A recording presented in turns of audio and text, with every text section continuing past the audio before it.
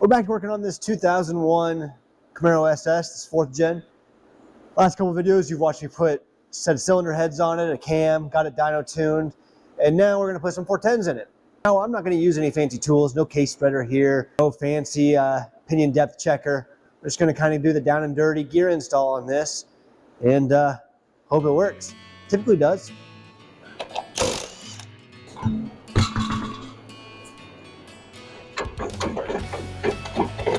The next thing we're going to do on this 4th gen is we're going to drop the panhard bar.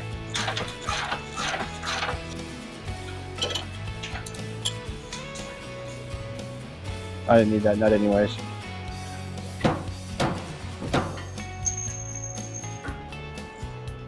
Well, that's out. I'm going to drain the oil out of this. One of my least favorite smells. And if you like the smell of gear oil, not to be rude, but your girlfriend's name is probably Ashley.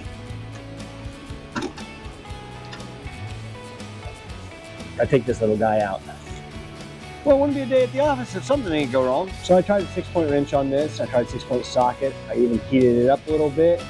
And yeah, it still don't want to come loose. These are always Loctited in from the factory. So what we're going to do here is we're just going to stick a 3/8 nut over that, weld it on, and hope for the best. Oh, is that easy? It just did not want to come out. So we had to persuade it just a little bit.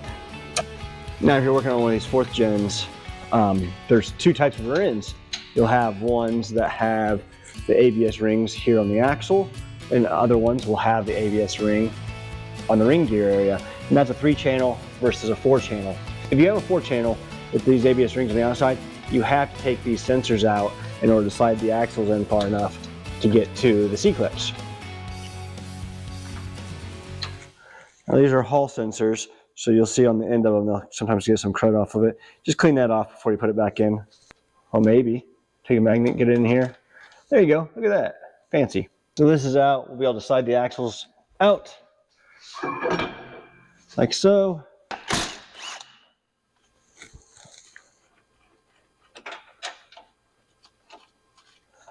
Now I don't like to take these bolts all the way out. And that's because when we use a breaker bar or a long screwdriver to pop the carrier loose, I don't want it to come falling out of the housing onto the ground. Now, we want to make sure we don't get these mixed up left to right. So the cap's got to stay the same, just like an engine main cap. Now this is going to have 2 factory shims that come out of each side. Want to make sure we don't mix those up either. Got my finger on that one. Perfect. I have a feeling we're just going to take this exhaust off. Now we got to knock that loose.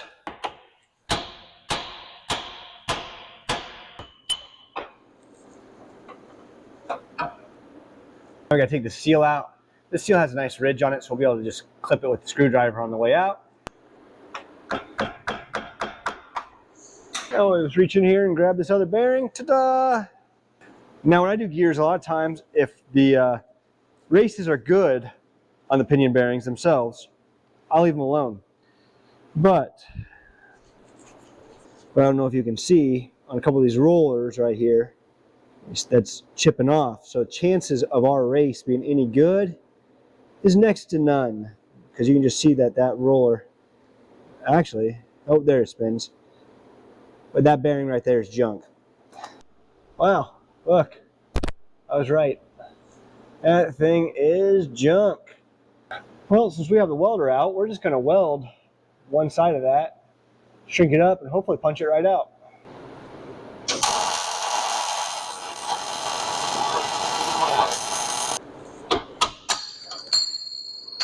It works every time. Oddly satisfying. But since we know that we got to put a race in it and a bearing, it just makes sense to open this up and go ahead and put this race in the freezer. Yep. Perfect. Yes, I know, my shop fridge is pretty boring. I get more accomplished that way. So now that the carrier's out here on the bench, we can actually kind of look in this outer carrier bearing. You can see that there's some wear right there. When we look at the race, there's more wear right on the outside of the race. So luckily, our install kit came with all new bearings. I'm gonna pull these ring gear bolts off. One thing to remember about ring gear bolts is their left-hand thread, so you gotta act like you're tightening them up. Now I'll leave 4 of them in, just a little bit out of here. That way I can tap them down. But once you get it done like that, and these will be scrap because the kit comes with new bolts. Now we got to get to these carrier bearings. So we're going to need my bearing splitter to pull that off. Yeah, that'll work. Close enough. Cover it up. There we go. Squints on. Here we go.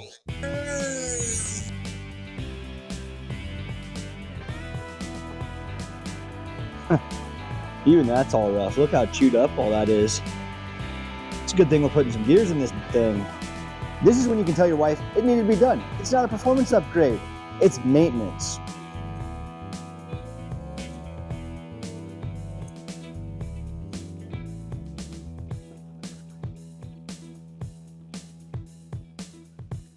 Perfect.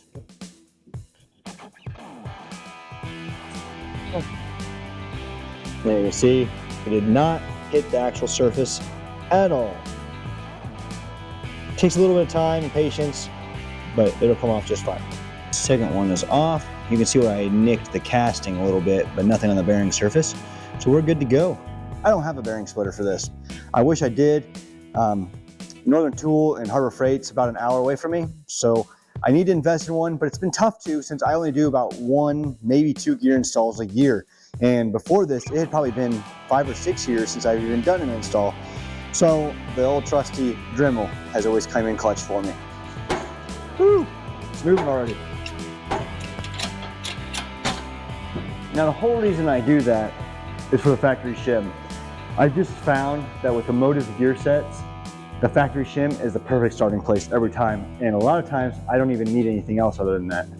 Now I want to make pressing those new bearings on that carrier as easy as possible. So I think we'll just heat these bearings up first and go from there. I am joking. Please don't do that. But I do put them in my oven. It's like making cookies. It makes pressing it on a heck of a lot easier. One of the things I've been trying to find on Marketplace is a little toaster oven. They usually are free everywhere. You can't ever find one when you want one. And that thing would come in super handy when you're trying to heat up balancer hubs, bearings like this, pressing them on, all types of things. I think that it would be a very valuable shop tool if you have access to one for free. Don't go borrowing the wives or the girlfriends. They might get a little cranky about it. I tried it with the dishwasher once, not a good deal. The bearings are heating up and we're getting ready to press them on here. Now, you don't need a press to put the bearings on this carrier, especially when you're heating them up like this. It does make it a lot easier though. I have in the past put them on with a block of wood and setting them on some concrete. I don't really recommend it, but if you're in a pinch and you're doing this in your driveway, absolutely you can do that. Just be very patient with the dead blow and do not damage the cage of the bearing. So we're pressing this bearing on here and we need something that's gonna have the ID of this OD right here. And then we can't have it so big to where it presses on the cage of the bearing. You might think, where am I gonna find that? Well, you already found it. When you cut off those other bearings, you have it right here. So this is the actual inner bearing part of that we just cut off, and we're going to use that as our piece to press our bearing on.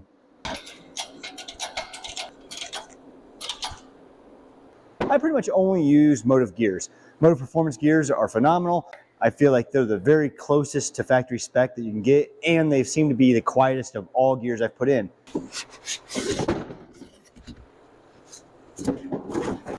Gears on it, when you line these up. We're going to get a couple started. Now remember, these are left-hand thread. Now once you have the ring gear all the way brought up to the carrier, I do take all of these back out and apply some Loctite to all of them.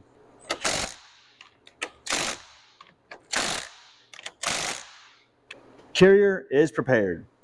Now I know I said I really like using Motive Performance gears because they're quiet. And the reality of it is I have used several sets of Richmonds and I've never put a set of quiet Richmonds in. I have used a couple of Yukon gears and they're kind of a hit or miss for me anyways. You can say it's install air, maybe it is, maybe it's not, but I had great luck with the Motive Performance one. The other one I've had a great luck with is GM gears. I bought my Camaro when I was 17 years old. I had a lot more time and money back then, and when I wanted to put a set of gears in it, what I ended up doing is just went to a local U-Pull-It and pulled out a set of 410s from an S10 and put that in my Camaro. Back then, 410s with 4L60E was a little too much. So now we need to move on to this Pinion. While we're waiting for that to heat up, we are going to get this race that we forgot about. Why it's nice and frosty. For this, we are going to need a race installer. I'm going to put that up in there.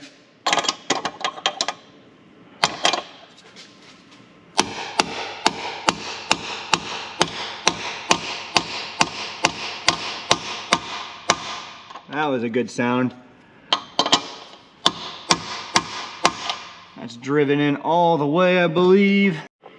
Got the outer pinion race out, and it actually looked pretty dang good. If it was mine, I probably would have ran it, but this thing's already got all new bearings on it, and it's not mine, so we're sticking it in. Yep, nice and flush, both sides.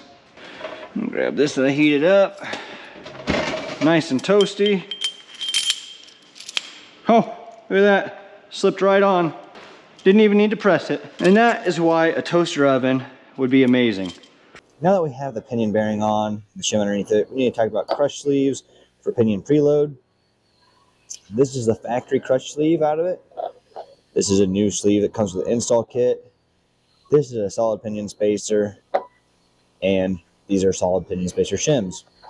Now, a crush sleeve does what a crush sleeve sounds like. It crushes. But since we're setting the depth, and this thing's going to be coming apart multiple times probably to get the right pinion depth, we're going to opt to run the solid pinion spacer. These take a little bit more time to set up. What I like to do is I like to take the measurement of the old one. The old one here was 576 thousandths. The one that hasn't been crushed is 625 thousandths, so it's 5/8 of an inch. Pinion spacer that they sent us is roughly 537. So we need to try to get to, what did I say? 576, somewhere on there, 577. Oh. Let's see. 3 shims, what's that going to get us?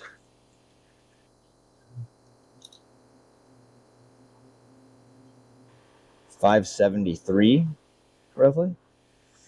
So that's pretty dang close. We'll start with that.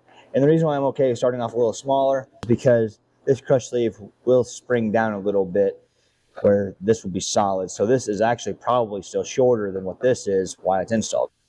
So we'll just take these, we'll slide it right on there like that. Now I'm gonna slide this up here. I'm gonna put the other pinion bearing on. And we're gonna tighten that down. Got the bearings in there. This just turns. I think I look at the spec and it's actually 12 to 15 inch-pounds. I kind of go by feel. We can always check it afterward. Right here, there's a number. It says 2.92. That's the pinion depth. I don't have a fancy pinion depth checking tool, so we're gonna lay a straight piece, a straight edge across this cap, which is in the center of the bearing, and we're gonna measure it from there.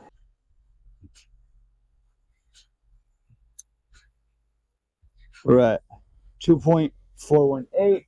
Put in our fancy calculator here. 2.418 minus the thickness of our parallel, which is an 1/8 inch, 0.125. So we are at 2.293. 2.293. We were supposed to be at 2.292. We're not going to get any closer to that. The factory shim was perfect. This is one of the reasons why I like Motive gears. They're spec'd out so close to what we need. So perfect. That's what we needed.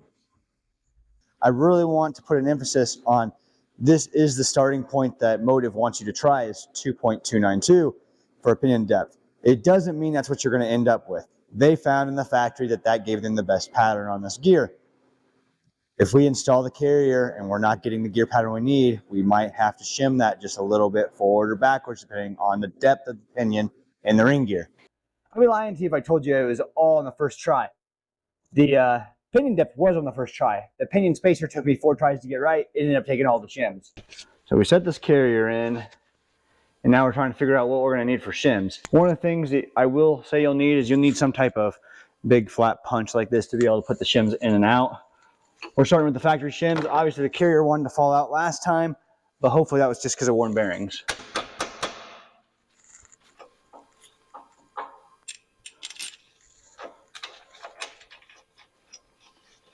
I'm not sure how I feel about the Backlash. It has some, but I think we're going to be on the tight side. We shall see.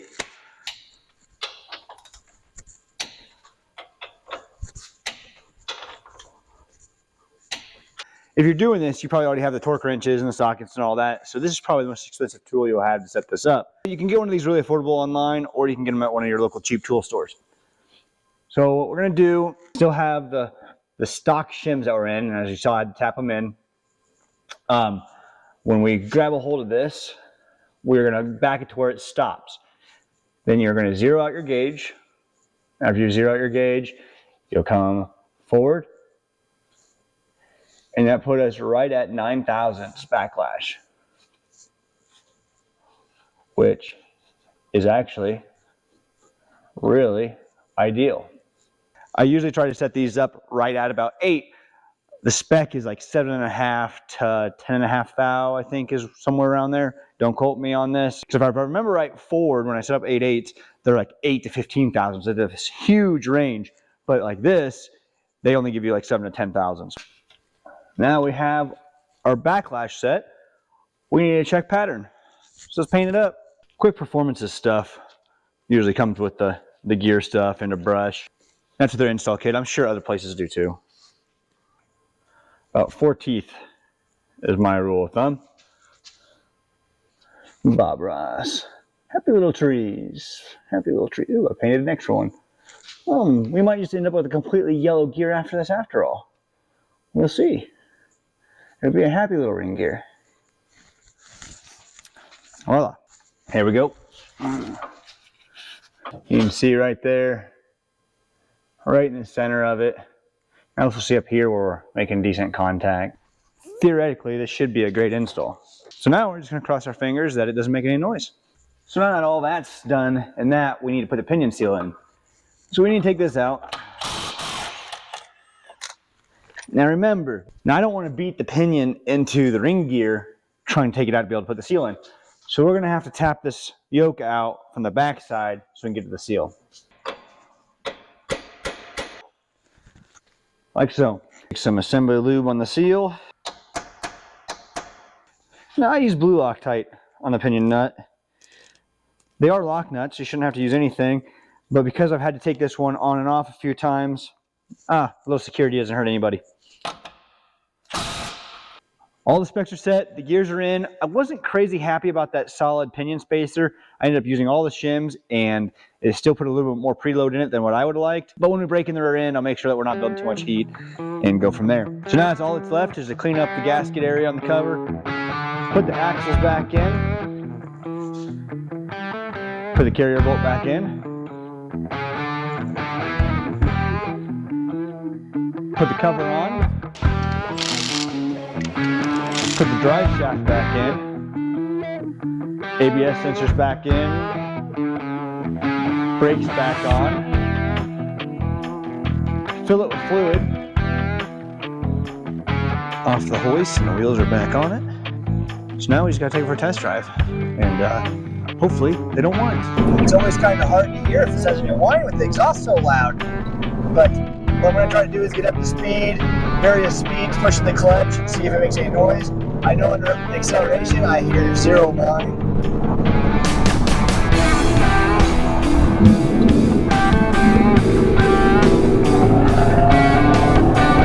Yeah, that sounds good. So far it seems like a successful gear install. Heck yeah!